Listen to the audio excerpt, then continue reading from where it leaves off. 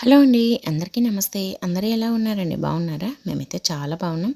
మీరు కూడా చాలా చాలా బాగుండాలని కోరుకుంటుంది మీ హాసిని రాజపుడి. ఈరోజైతే అందరికీ ఉపయోగపడే బ్రహ్మాండమైన చాలా రకాల కిచెన్ టిప్స్ని అయితే మీతో షేర్ చేయబోతున్నాను. వీడియోని అయితే స్కిప్ చేయకుండా చివరిదాకా చూసి మీకు ఏ టిప్ నచ్చిందనేది కమెంట్ చేయండి. అలాగే వీడియో చూస్తున్నప్పుడే ఒక లైక్ అయితే ఇచ్చేసేయండి. మీరు ఒక లైక్ ఇవ్వడం వల్ల వీడియో చాలా మందికి అయితే సజెస్ట్ అవుతుంది. ఇప్పుడైతే ఫస్ట్ టిప్, మనమైతే బియ్యాన్ని ఇలా ఒక 2 టేబుల్ స్పూన్లు తీసుకోండి. దాంట్లో కొద్దిగా కంఫర్ట్ అయితే వేయండి. బియ్యము కంఫర్ట్ రెండింటిని బాగా కలిపేసేయండి. ఇలా చేత్తోనైనా కలిపేసేయండి, లేదంటే స్పూన్తోనైనా కలిపేసేయండి. ఇలా కలిపిన తర్వాత ఇప్పుడైతే ఈ బియ్యాన్ని ఒక 2 టిష్యూ పేపర్లు అయితే వేసుకుందాము.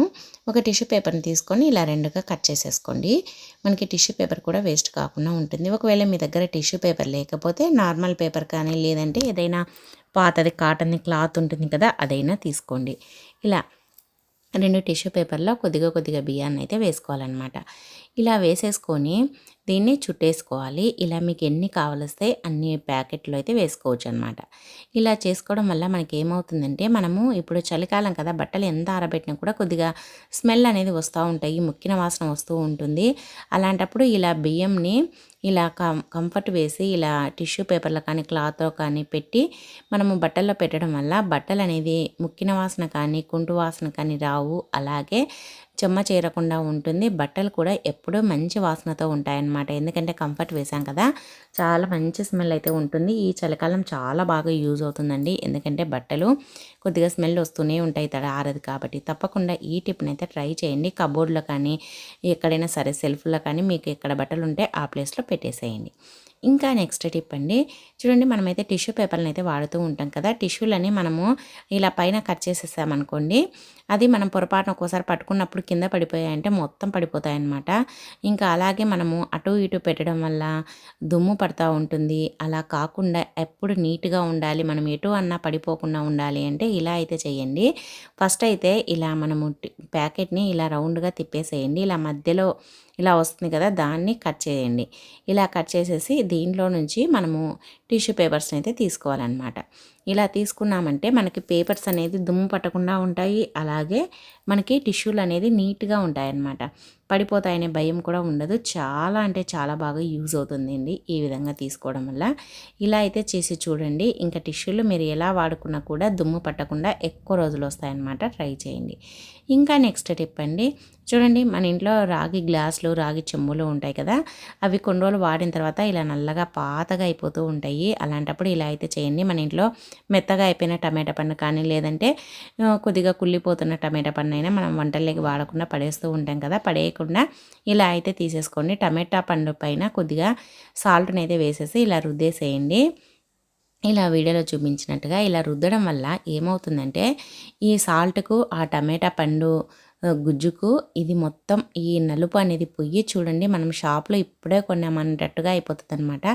ఎక్కడ ఆ టమాటా రసం తగిలితే అక్కడంతా చూడండి ఈ విధంగా అయితే మారిపోతుంది. చూడండి, ఇలా అవుతుందన్నమాట. ఇలా చేయడం వల్ల మనకి ఆ నలుపు అనేది పొయ్యి నీట్గా అవుతుందన్నమాట. చాలా అంటే చాలా బాగా యూజ్ అవుతుందండి. మనం ఎలాగో టమాటా పండును వేస్ట్ అని పడేస్తూ ఉంటాం కదా, మెత్తగా అయిపోయిందనో కుళ్ళిపోయిందనో, అలా పడేసే బదులు ఇలా రుద్దేశామంటే మనకు ఇంట్లో ఉండే వస్తువులు నీట్గా అయిపోతాయి, కొత్తగా అయిపోతాయి. అలాగే తలతల మెరుస్తూ ఉంటాయన్నమాట. దీనికోసమని మనం పీతాంబరం పౌడరు అది ఇది వాడాల్సిన అవసరమే ఉండదు. మార్కెట్లో మనం డబ్బులు ఖర్చు పెట్టకుండా మనం ఇంట్లో ఉండే వాటితోటి ఈ విధంగా నీట్గా అయితే క్లీన్ చేసేసుకోవచ్చు అనమాట.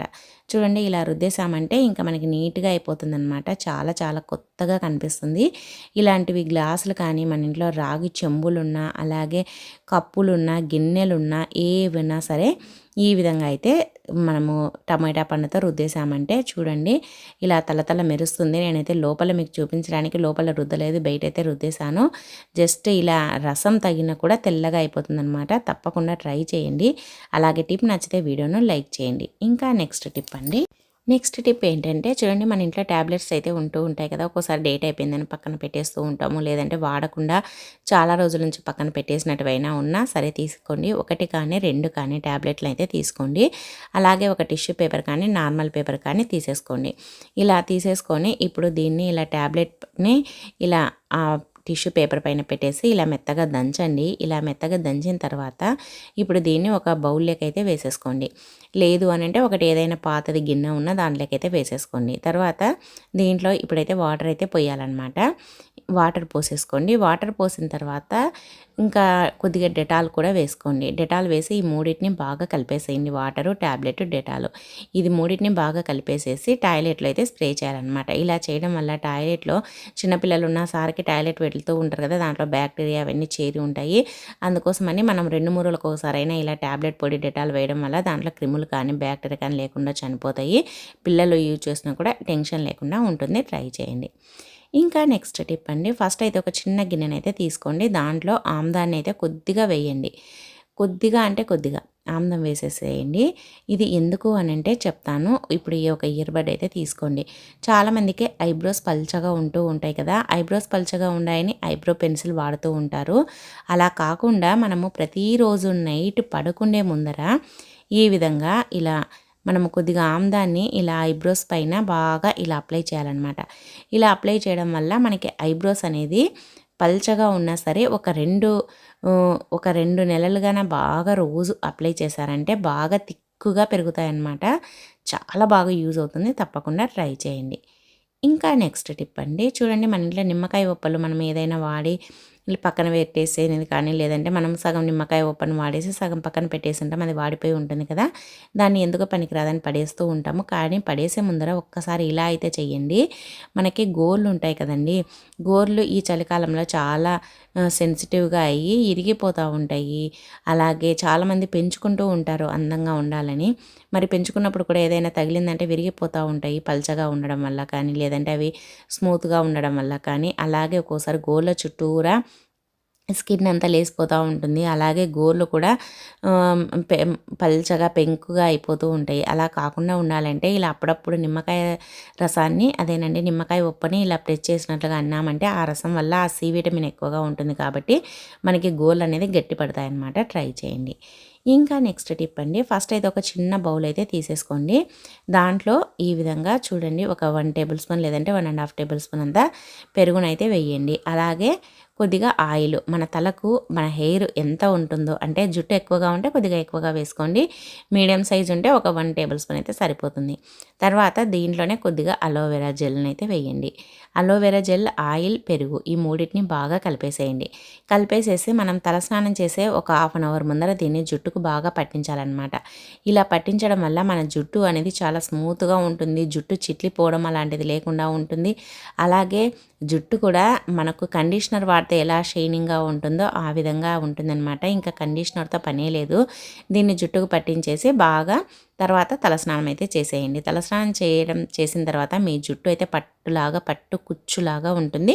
ట్రై చేయండి. ఇంకా నెక్స్ట్ టిప్ అండి, చూడండి మనమైతే దోశ పైన ఎగ్ వేసుకొని ఎగ్ దోశ వేసుకుంటూ ఉంటాం కదా. ఎగ్ దోశ వేసుకునేటప్పుడు నార్మల్గా వేసే కంటే ఈ విధంగా అయితే ట్రై చేయండి. మనకి ఇంకా దోశతో చట్నీ కానీ ఏమీ అవసరం లేదనమాట. చాలా చాలా టేస్టీగా ఉంటుంది. ఫస్ట్ అయితే ఉప్పు, కారం, పసుపు వేసుకొని కొద్దిగా వాటర్ వేసుకొని కలిపేసుకోండి. ఇలా కలపడం వల్ల మనకి ఉప్పు, కారం అనేది ఉండలు లేకుండా బాగా కలుస్తుంది. తర్వాత ఆనియన్స్, పచ్చిమిర్చి, కొత్తిమీర ఇంకా మీరు ఏమేమి వేసుకోవాలో అవన్నీ వేసేసుకోండి. తర్వాత ఎగ్ 1-2 అనేది వేసేసుకొని బాగా కలిపేసేయండి. ఈ ఆనియన్స్ అన్నీ బాగా కలిసేటట్టు కలిపేసుకొని ఇప్పుడైతే దోశనైతే వేసేసుకోండి. ఇలా పెన్నెం పైన వేసేసుకున్న తర్వాత ఇప్పుడు మనం ఈ కలిపి పెట్టుకున్న ఎగ్ ఉంది కదా, ఆ మిశ్రమాన్ని అయితే వేసేసేయండి. ఇలా వేసుకోవడం వల్ల మనకి ఏమవుతుందంటే మనకి పైన ఆమ్లెట్ మాదిరి ఉంటుంది, కింద దోశ ఉంటుంది కదా, సూపర్ టేస్ట్ ఉంటుందన్నమాట. మనం నార్మల్గా డైరెక్ట్గా ఎగ్ వేసేదానికంటే ఈ విధంగా వేసి చూడండి, చాలా చాలా టేస్టీగా ఉంటుంది. ఇంకా దీంట్లోకి చట్నీ అవసరం ఉండదు. ఒక్క దోశ తిన్నామంటే పొట్ట అయితే ఫుల్ అయిపోతుంది అనమాట. ఎందుకంటే ఆమ్లెట్ ఉంది, దోశ ఉంది కాబట్టి మన పొట్ట అయితే ఫుల్ అయిపోతుంది. మనము ఫుల్గా తిన్నట్లు ఉంటుంది. అలాగే ఆమ్లెట్, దోశను రెండింటిని, ఎగ్ ఆమ్లెట్ను ఎంజాయ్ చేసినట్టుగా ఉంటుంది. అలాగే మనకి టేస్ట్ కూడా నెక్స్ట్ లెవెల్లో ఉంటుందన్నమాట. చాలా చాలా బాగుంటుంది. ఒక్కసారి ఈ విధంగా అయితే ట్రై చేసి చూడండి. నార్మల్గా దోశ పైన ఎగ్ వేసే కంటే ఈ విధంగా ఆనియన్స్ అన్నీ కలిపేసి ఎగ్ అయితే వేసుకేసుకోండి. సూపర్ టేస్ట్ ఉంటుందన్నమాట. తప్పకుండా ట్రై చేయండి. ఇంకా నెక్స్ట్ టిప్ అండి, చూడండి మనం పుదీనానైతే ఒక గుప్పెడు పుదీనాను, ఫ్రెష్గా ఉండే పుదీనానైతే తీసేసుకోండి. శుభ్రంగా కడిగేసేయండి. కడిగేసిన తర్వాత ఇప్పుడైతే ఈ పుదీనాను ఏం చేయాలంటే ఇప్పుడు దీన్ని మనము ఇలా ఒక చిన్న గిన్నెలకైతే తీసేసుకొని దీన్ని దంచాలన్నమాట. మనము ఈ పుదీనా రసంతో మన ఫేస్ పైన వచ్చే పింపుల్స్ నుండి వచ్చే మచ్చలు ఉంటాయి కదండి. పింపుల్స్ వచ్చేసి మచ్చలు ఏర్పడి ఉంటాయి. ఆ మచ్చల్ని పోగొట్టుకోవడానికి రకరకాల క్రీములు వాడుతూ ఉంటాము. ఏది అవసరం లేదు. ఈ విధంగా పుదీనాను బాగా మెత్తగా దంచండి. వాటర్ ఏమీ వేయాల్సిన అవసరం లేదు. ఇలా దంచామంటే దీని నుంచి రసం అనేది వస్తుందన్నమాట, పుదీనా రసం.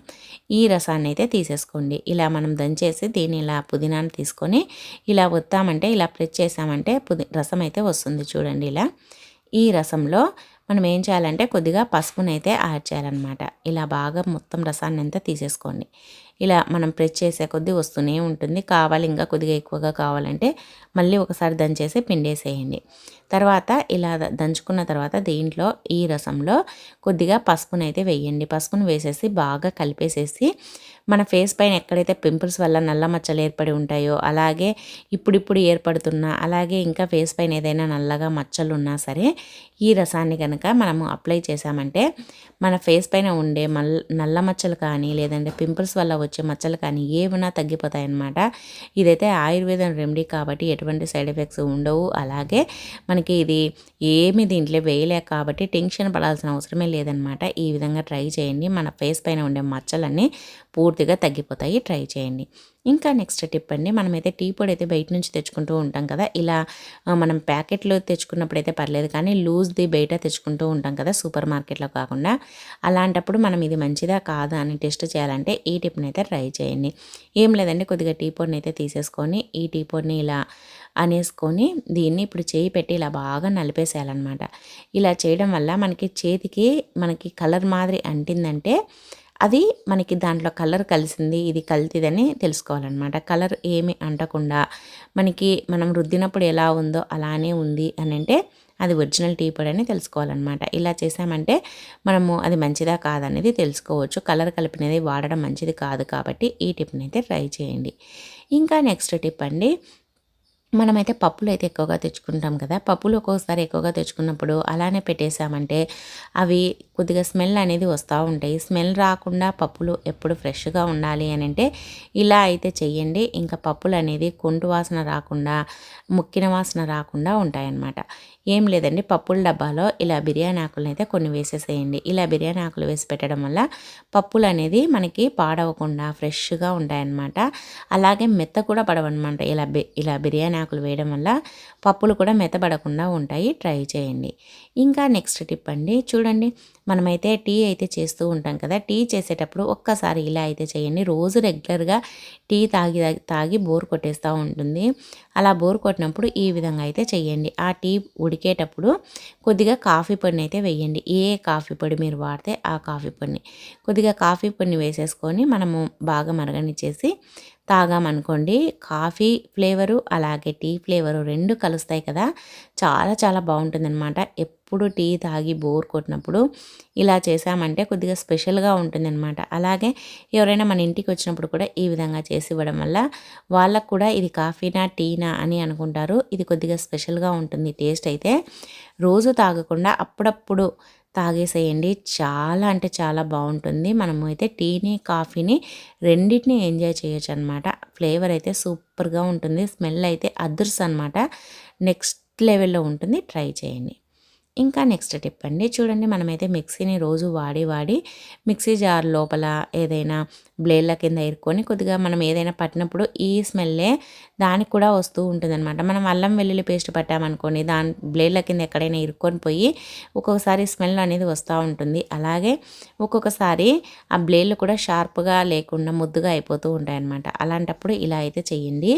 కొద్దిగా సాల్ట్ను అలాగే కొద్దిగా మనం ఏ లిక్విడ్ అయితే వాడతామో ఆ లిక్విడ్ను కొద్దిగా వెనిగర్ని వేసేసి ఇలా తిప్పేసామంటే సాల్ట్ అందు వేయడం వల్ల ప్లేట్లు కొద్దిగా షార్ప్గా అయిపోతాయి. అలాగే లిక్విడ్ వెనిగర్ వేయడం వల్ల మనకి దాంట్లో జిడ్డు ఉన్నా ఏదున్నా పోతుంది. అలాగే బ్లేడ్ల కింద ఏదైనా ఉన్నా వచ్చేసి దాంట్లో ఉండే స్మెల్ మొత్తం పోతుందన్నమాట. మనకు మిక్సీ జార్ అనేది నీట్గా ఉంటుంది. మనం ఏది పట్టుకున్నా కూడా దాని స్మెల్ దానికే ఉంటుందన్నమాట. ముందు స్మెల్ అయితే అస్సలు ఉండదు. తప్పకుండా మనకు మిక్సీ స్మెల్ వచ్చినప్పుడు ఈ టిప్ని అయితే ట్రై చేయండి. ఇంకా నెక్స్ట్ టిప్ అండి, చూడండి, మనము వాటర్ బాటిల్స్ని ఎందుకు పనికిరావని పడేస్తూ ఉంటాం కదా, అప్పుడప్పుడు ఇలా అయితే చేయండి, చాలా బాగా యూజ్ అవుతుంది.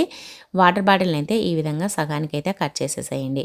ఇప్పుడైతే నేను సగానికైతే కట్ చేశాను. చూడండి, మీకు కావలిస్తే ఆ పేపర్ని అయితే తీసేసేయండి, ఆ వాటర్ బాటిల్ పైన ఉండే ఆ స్టిక్కర్ని కావలిస్తే తీసేసేయండి, లేదంటే మీ ఇష్టం.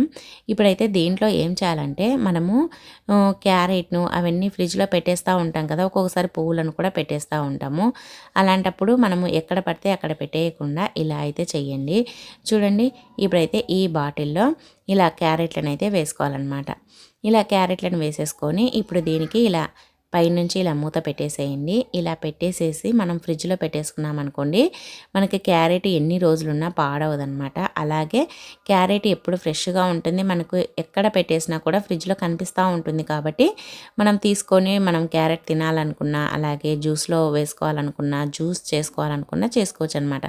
మనం కవర్లో పెట్టేసామనుకోండి, అది ఇంకా కనిపించదు, మనం అలానే వదిలేస్తాము, కొన్ని రోజులకే పాడైపోయి కుళ్ళిపోయి పడేస్తూ ఉంటాం. అలా కాకుండా ఇలా బాటిల్లో పెట్టేసుకున్నామంటే మనకు కనిపిస్తూ ఉంటుంది. కాబట్టి మనం ఏదో రకంగా తినడమో, జ్యూస్ తాగడమో, లేదంటే కూరల్లో వేసుకోవడమో చేస్తామన్నమాట. ట్రై చేయండి.